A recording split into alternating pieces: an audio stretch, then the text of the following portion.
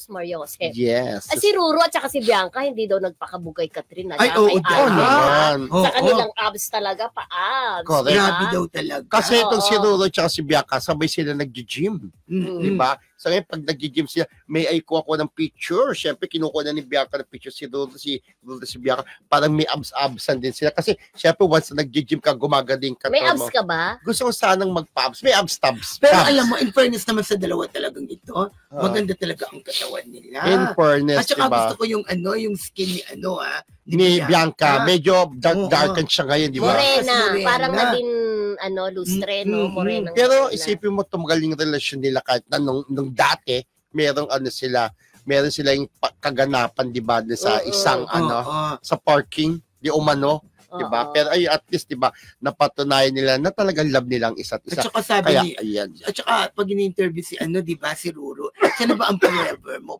Pwede, sinasabi niya talaga. Oo. Kaya dapat nga